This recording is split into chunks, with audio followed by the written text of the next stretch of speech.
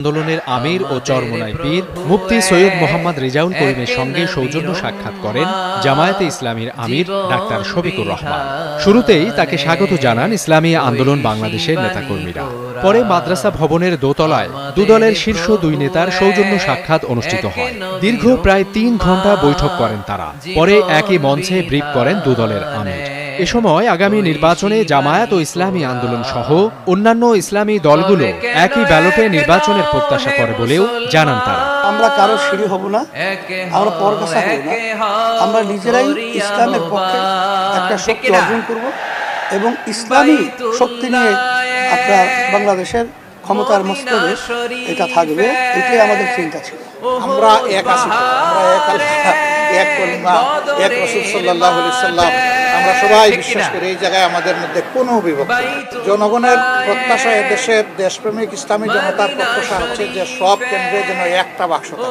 প্রশ্নোত্তর পর্বে উঠে আসে আগামী নির্বাচন ও ভারতীয় আগ্রাসনের বিষয়ে তাদের মতামত। আমাদের দেশে যে নতুন স্বাধীনতা আমরা পেয়েছি, এর মাধ্যমে আশা করি এখন ইসলামের পক্ষের একটা ভালো ক্ষেত্র তৈরি হয়েছে।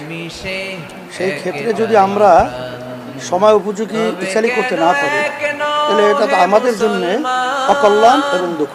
পরস্পরের জন্য পরস্পরের দুয়ার খোলা থাকে। আমরা ভারতের কাছে সেইটা প্রত্যাশা করি এবং কাঁটাতারের বেড়া এখন দেয়, বহু আগ থেকে শুরু করেছে, দেওয়া অব্যাহত আছে।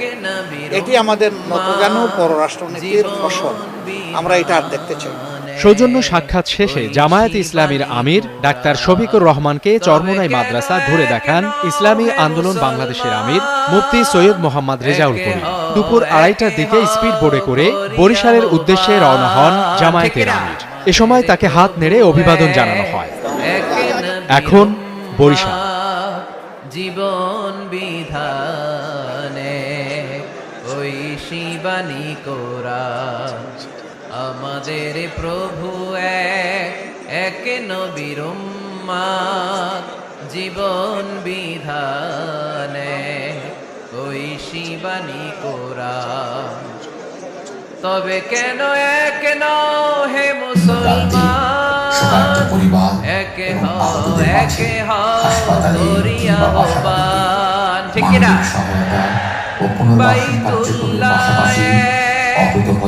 মদিনা শরীফে উহুদ পাহাড়ে বদরের মাঠে। ঠিক কিনা? 5 আগস্ট বাইতুল্লাহ।